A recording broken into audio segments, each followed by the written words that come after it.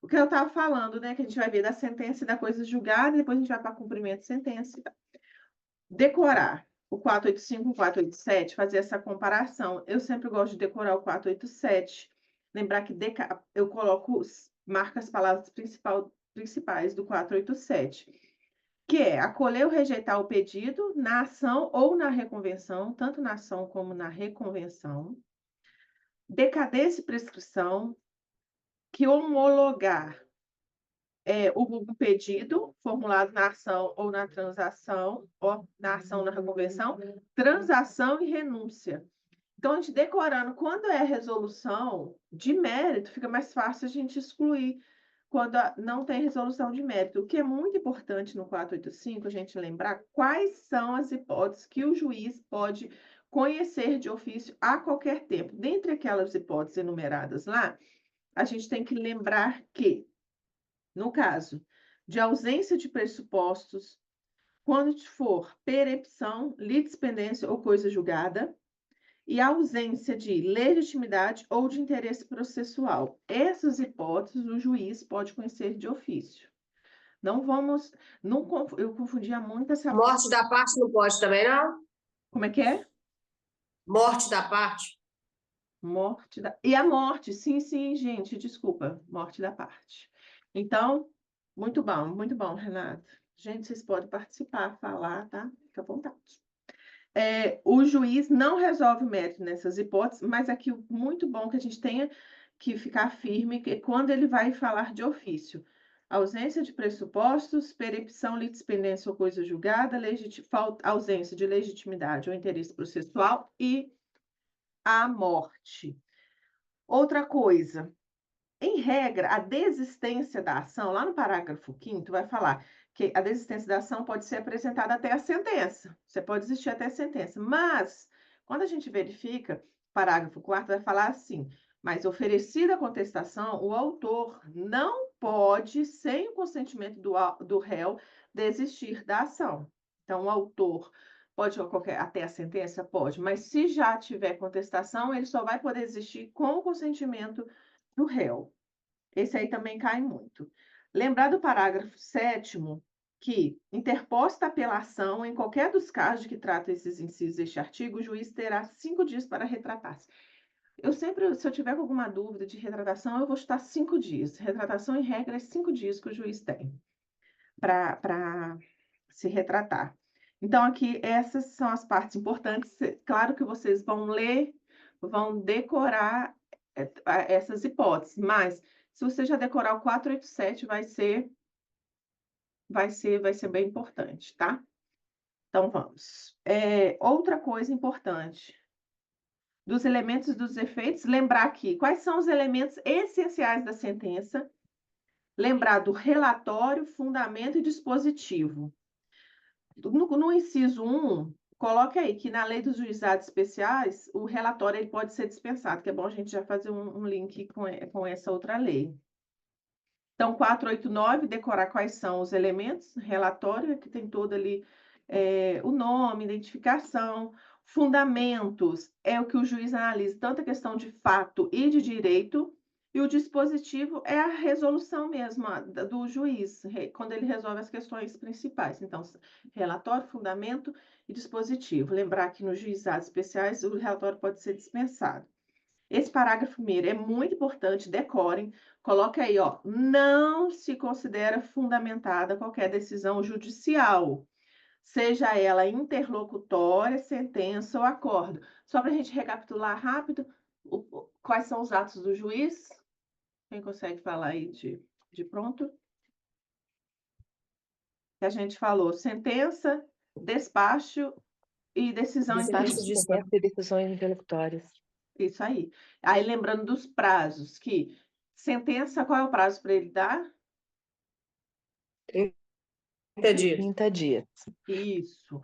Aí a gente falou decisão interlocutória, são quantos dias? 10 dias. 10 dias. E o despacho fica com 5, tá? A gente vai só para lembrar. Então, decorem aí quais são, não vai considerar fundamentada a decisão. Circula esse parágrafo primeiro que cai muito. Não vai dar para eu ler, porque a gente tem que fluir. Lembrando, no 409, é importante que o juiz resolverá o mérito, acolhendo ou rejeitando, pode ser estando no todo ou em parte. Então, não é, ele pode sim em parte, os pedidos formulados pelas partes. Tá. Esse 494 é importante. Depois que publica a sentença, o juiz só poderá alterá-la nesses casos aí, ó, para corrigi-las de ofício ou a requerimento da parte, ok, inexatidão material ou erro de cálculo e por meio de embargo de declaração. Então, a gente pode falar que são 3 situações que o juiz vai poder alterar a sentença depois de publicado. Inclusive de ofício, ele pode de ofício ou a requerimento da parte, quando for inexatidões materiais ou erro de cálculo, ou por meio de embargos de declaração. Tá? No 495, é importante falar ali que a gente vai ver sobre a hipoteca judiciária. A decisão que condenar o réu ao pagamento da prestação consistente em dinheiro e aqui determinar a convenção de alguma prestação de fazer, de não fazer ou de dar coisa, em prestação pecuniária, valerão como título constitutivo de hipoteca judiciária. Então, tudo que envolver dinheiro, aí sim pode constituir um título de hipoteca judiciária. Esse parágrafo primeiro também caiu, tá? Já vi. A decisão produz a hipoteca judiciária, embora a condenação seja genérica e ainda que o credor possa promover o cumprimento provisório da sentença ou esteja pendente arresto sobre o bem do devedor, mesmo que impugnada por recurso dotado do efeito suspensivo. A hipoteca judiciária ela é mais abrangente, que a gente vai ver que tem o protesto. Para ter protesto, eles costumam ficar trocando aqui, hipoteca judiciária com protesto. A hipoteca judiciária pode ser, ainda que for ainda está pendente algum recurso no cumprimento provisório. Só que a gente vai ver que lá no protesto, mais na frente, só se for mesmo no caso de tiver uma sentença. Depois a gente vai ver no lugar aqui. Então, hipoteca judiciária. Agora a gente vai pular da remessa necessária. Então, remessa necessária, o 496. Ó, está sujeita ao duplo grau de jurisdição, não produzindo efeito, senão depois de confirmado pelo tribunal a sentença. Aí a gente vai ver que no inciso 1 tem União, Estado, DF e tal, autarquia e fundação. Puxa uma setinha e coloca assim, não consta empresa pública nem sociedade de economia mista. Tá? Então, duplo grau de jurisdição são para essas pessoas aí. E também que julgar, circula aí, gente, procedente, no todo ou em parte, os embargos à execução fiscal. Então, é procedente, não é que julgar improcedente, é que julgar procedente. Eles também vão ser, tá sujeito ao duplo grau de jurisdição. Decora, então, as pessoas jurídicas aí de direito público, não vai ter empresa pública, sociedade de economia mista, e que julgar procedente. Coloca pegadinha aí que é procedente. Agora, o parágrafo terceiro é importante decorar que quando não se aplica o disposto neste artigo, quando a condenação ou proveito econômico obtido da causa for de valor certo e líquido inferior. Aí tem que decorar 1.500 e 1.500 e 100. Aí eu decoro sempre assim, 1.000, eu lembro que em cima tem 1.000, embaixo eu diminuo um 0, 100. E no meio é a metade do primeiro, então 1.500 e 100. Aí você vem, União, autarquia e fundação. São os mais tops. União e as suas respectivas, tá? Autarquia e fundação. 500 está no meio termo, que vai ser o Estado, o DF, as respectivas autarquias e fundações. Aí aqui tem um detalhe importante, que quando for município que constitui capitais, entra aqui também. Já no 100, vai ser os demais municípios. Então, 1.500 e 100. 1.500 e 100, decora assim, União no topo, Estado no meio, e os municípios, os demais municípios é o fim. Lembre sempre que se for município que constitui capital, fica no meio. Então, devido ao valor, eles consideram isso aqui coisa boba, então não vai precisar. Agora, outra coisa também, no parágrafo 4º cai, que são os precedentes obrigatórios, quando também não se aplica o disposto neste artigo, quando a sentença estiver fundada nessa súmula, na súmula, no inciso 2, 3, 4. Aí vocês leem aí, que são os precedentes obrigatórios, que acredito que a gente vai ver bem mais lá para frente. Gente, então, em regra, o que você precisa de decorar da remessa necessária? Tudo. Brincando. Então, remessa necessária, que é o duplo grau de jurisdição, para produzir efeito, tem que ser confirmada lá pelo tribunal. Então, o juiz aqui deu a decisão, necessariamente vai ter que ir para o tribunal. Quando? Constar essas pessoas aí. Aí depois a gente vem, 2 exceções. Então, a regra, se tiver essas pessoas, tem que ter duplo grau. Só que a gente viu 2 exceções. Uma exceção, tira a foto aí do seu material e decora, que a primeira exceção é quanto ao valor e a segunda ela é quanto aos precedentes obrigatórios. Então, isso que você tem que decorar de remessa necessária, a regra e as exceções. Da coisa julgada, nós pulamos agora para o 502. 502 que você tem que lembrar, denomina-se coisa julgada material, a autoridade que torna imutável e indiscutível a decisão de mérito, não mais sujeita a recurso. Então, quando falar transitou em julgado, agora não tem mais como ter recurso. Então, lembrar que é coisa julgada material. Marca o parágrafo primeiro, tá? Para vocês depois ler. E o 504 também é muito importante. O que não faz coisa julgada? Isso aí sempre cai. Os motivos, aí você circula pegadinha, ainda que. Porque eles vão colocar assim, exceto se eles forem importantes para determinar o alcance da parte dispositiva. Não. Então, motivos não faz. E a verdade dos fatos também não faz. Tá? Que é? O 506 é importante. A sentença faz coisas julgadas às partes entre as quais é dada, não prejudicando o terceiro. Então, isso aqui é um limite da coisa julgada. O limite é entre as partes, tá? Não, e não prejudicando, ó, não, coloca com a caneta aí de não. Agora a gente vai para a parte de liquidação e cumprimento de sentença. O que a gente tem que lembrar? Vai ocorrer a liquidação se a decisão do juiz não tiver o valor exato, tiver ilíquida, que a gente chama. Então, vai ter que primeiro liquidar essa sentença, saber de fato qual é o valor. Uma das diferenças que é muito importante a gente ver aqui, que é na liquidação de sentença, quem pode solicitar é tanto o credor quanto o devedor.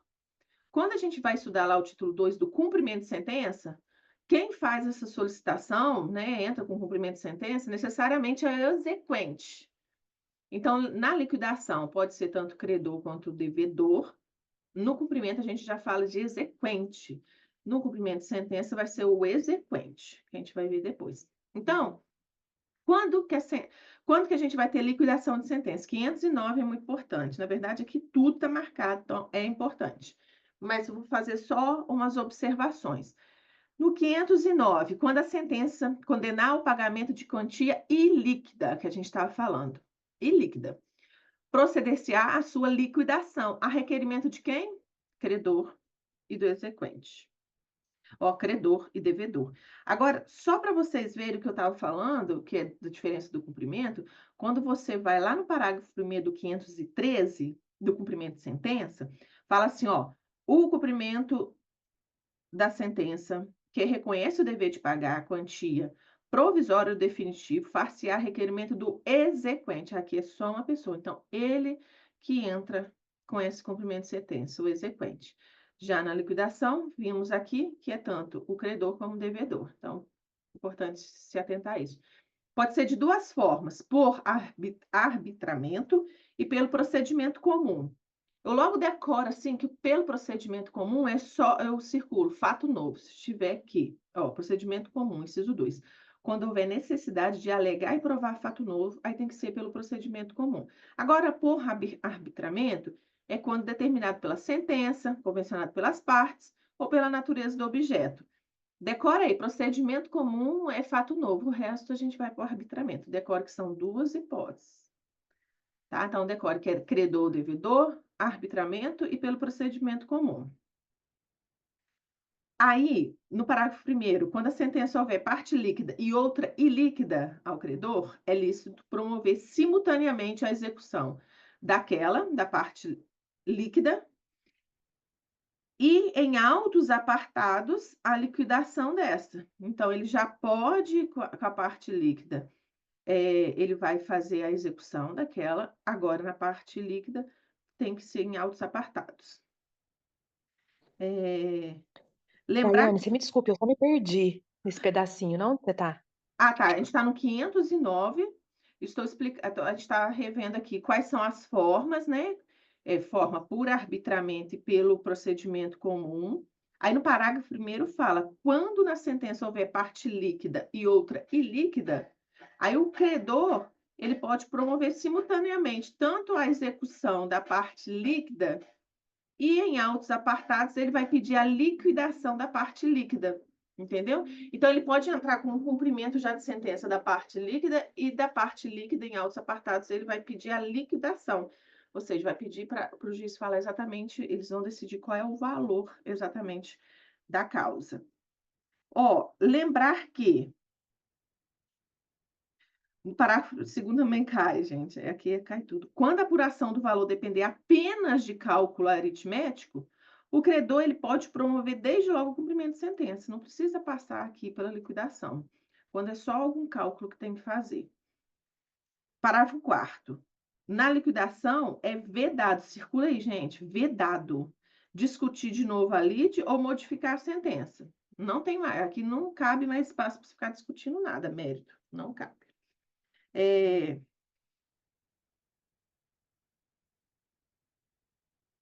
O 512, muito importante. A liquidação pode ser realizada na pendência de recurso, procedendo-se em autos apartados, no juízo de origem, cumprindo ao liquidante instruir o pedido com cópias das peças processuais. Então, se vier lá na questão, tem algum recurso, e eu posso entrar com liquidação mesmo assim? Pode. Aqui fala, a liquidação pode ser realizada na pendência de recurso. E aí vai em autos apartados essa liquidação. Gente, no cumprimento de sentença, aqui ele é bem grande, não vai dar para a gente ler tudo, mas eu vou fazer alguns apontamentos que eu já fiz. Esse parágrafo 1º é importante, que o cumprimento de sentença que reconhece o dever de pagar a quantia, provisório ou definitivo, far-se-á requerimento do exequente. O parágrafo 2º fala assim, que o devedor será intimado para cumprir a sentença. Quais são as formas que ele vai ser intimado para cumprir essa sentença? Tá falando aqui, quais são? Decore essas hipóteses, tá? O parágrafo 5º cai bastante, que fala, o cumprimento de sentença não poderá ser promovido em face de fiador, cobrigado ou do corresponsável se ele não tiver participado lá da fase inicial, que é a fase de conhecimento. Esse aí também cai. O 515, decorar o que são títulos executivos judiciais. Bem importante decorar isso daqui, tá? Deixa eu ver se eu tenho alguma observação aqui. Decore quais são. O cumprimento, lá no 516, fala que o cumprimento da sentença efetuar-se-á perante tribunal, pode ser em tribunal, mas só nas causas que for de competência originária, que já começa no tribunal. O juízo que decidiu a causa no 1º grau de jurisdição e o juízo civil competente, quando se tratar dessas hipóteses aqui. 1, 2, 3. Então, lembra assim, que no tribunal eu só entro com cumprimento de sentença se for alguma ação que a competência é originária lá no tribunal, tipo mandado de segurança, tem uns que é originária, a ação tem que começar lá, então entro lá, tá? Outra coisa, aí olha o 517, marca a palavra protesto aí no 517, que vai falar assim, ó, a decisão judicial transitada em julgado poderá ser levada a protesto, nos termos da lei, depois de transcorrido o prazo para pagamento voluntário previsto no 523, que é 15 dias, já antecipando. Então, a gente viu hipoteca judiciária e agora a gente está vendo protesto. Lembrando que a hipoteca judiciária, a gente viu ela lá naquele artigo... Qual foi, gente? No 495. A hipoteca judiciária, ela não precisa do trânsito em julgado, mas já o protesto, a gente acabou de ver aqui, que tem que ter, já nessa fase mais avançada.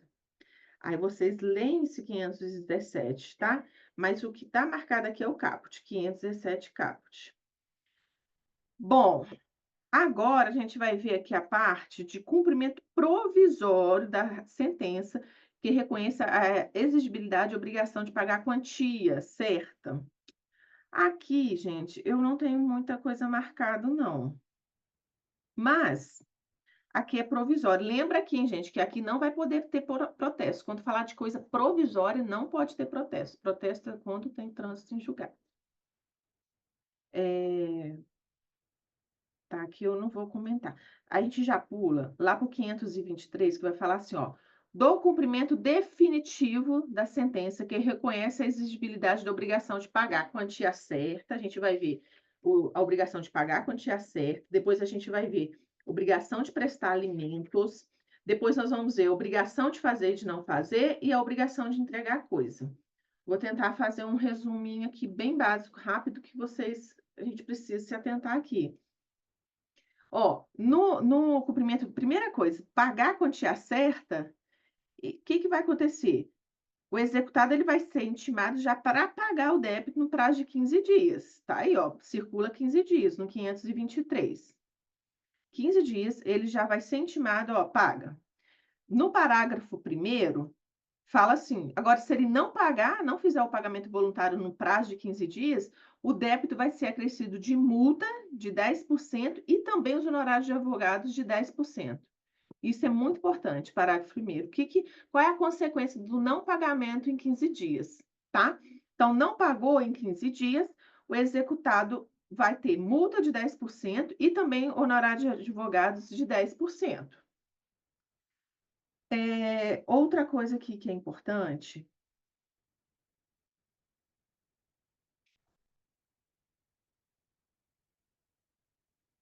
Eu já quero comparar logo com o prazo da obrigação de prestar alimento, que lá no 528 vai falar assim: no cumprimento de sentença que condene ao pagamento de prestação alimentícia ou de decisão interlocutória que fixe alimento, o juiz, a requerimento do exequente, lembra, né, gente? Aqui é sempre requerimento do exequente. Manda intimar o executado, aqui, ó, marca aí, pessoalmente, para em 3 dias pagar o débito.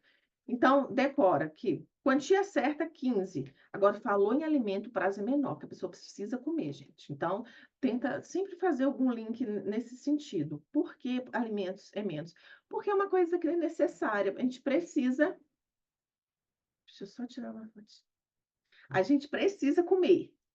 Aí, você marca também a parte da prisão. Isso é muito importante.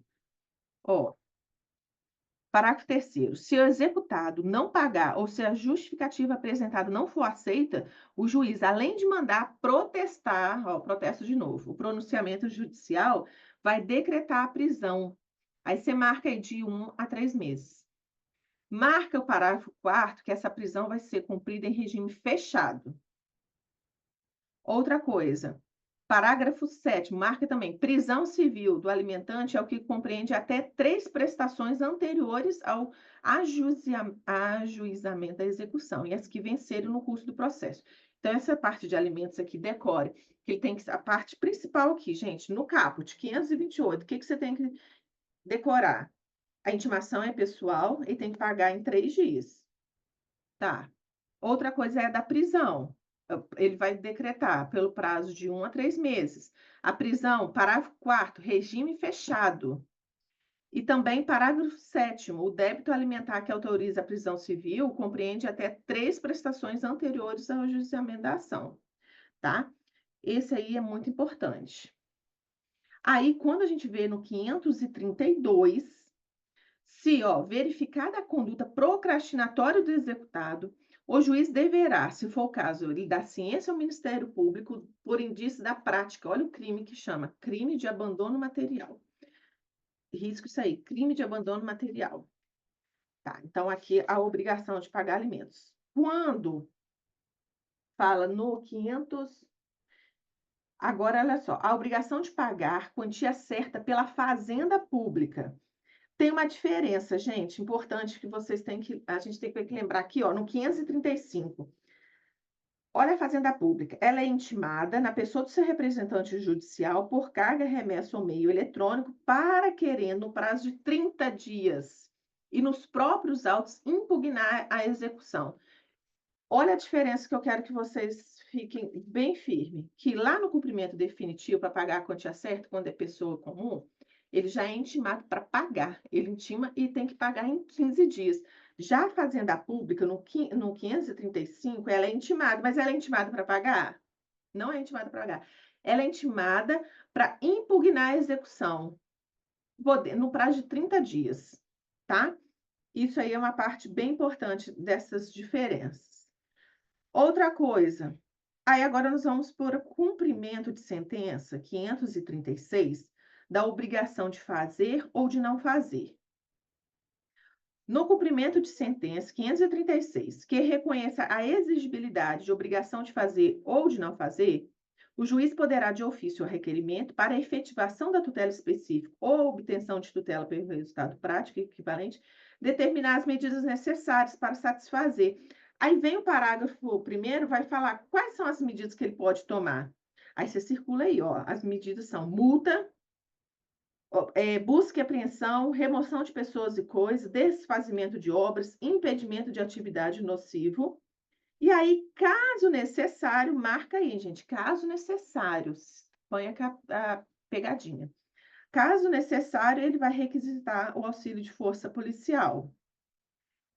E aí, o executado, nesse aqui, no parágrafo 3º, vai falar assim, que aqui na obrigação de fazer ou não fazer, se ele não fizer, ele responde por crime de desobediência, tá? Uma coisa que é bem importante no 537, que a multa, o juiz pode estipular uma multa, e a multa ela é independente de requerimento da parte, e ela poderá ser aplicada tanto na fase de conhecimento, em tutela provisória, na sentença, na fase de execução, desde que seja suficiente e compatível com a obrigação. Isso é uma das coisas que é bem importante, que aqui, você viu que aqui não fala em prazo, quando fala de obrigação de fazer. Quando fala de pagar, tem que, recapitulando, obrigação de pagar a quantia certa tem que ser em 15 dias.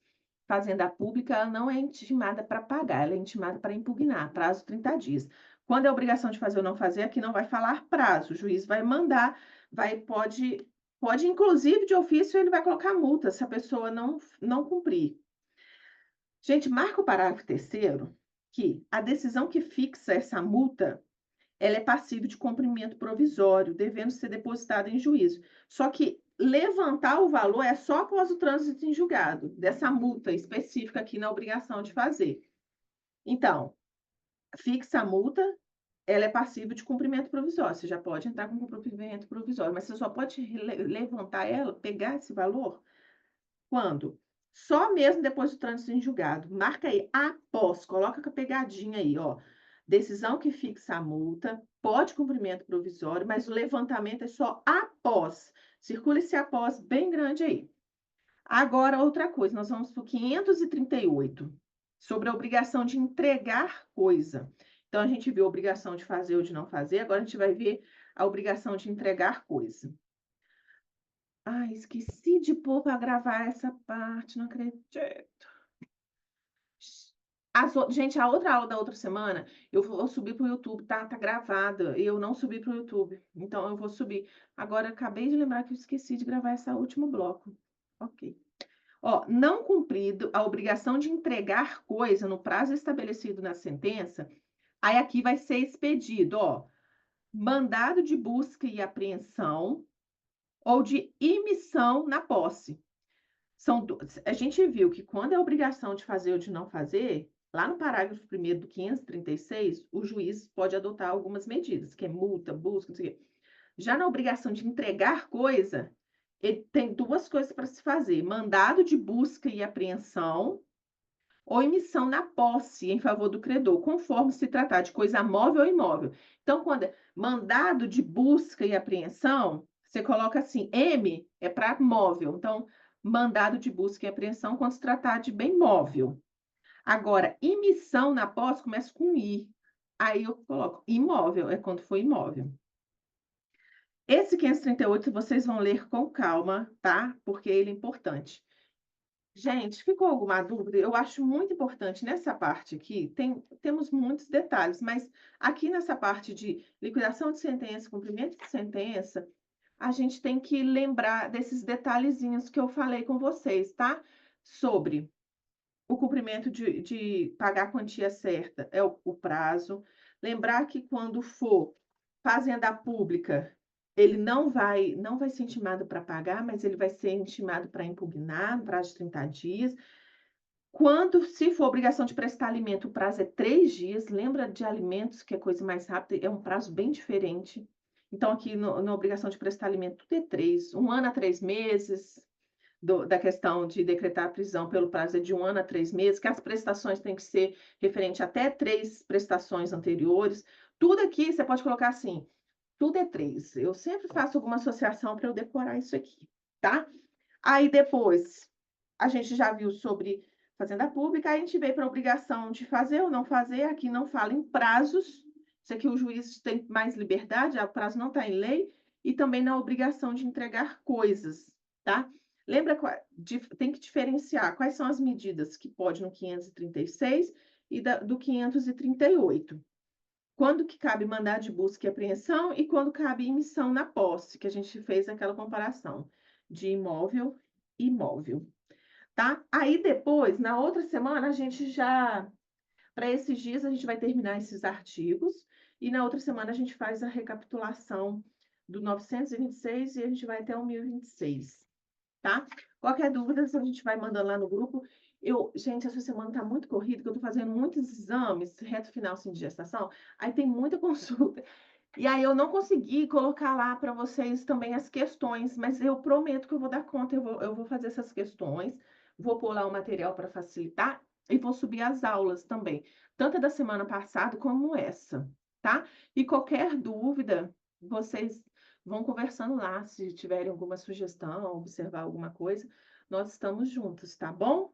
Espero que vocês tenham gostado e um excelente sábado para vocês.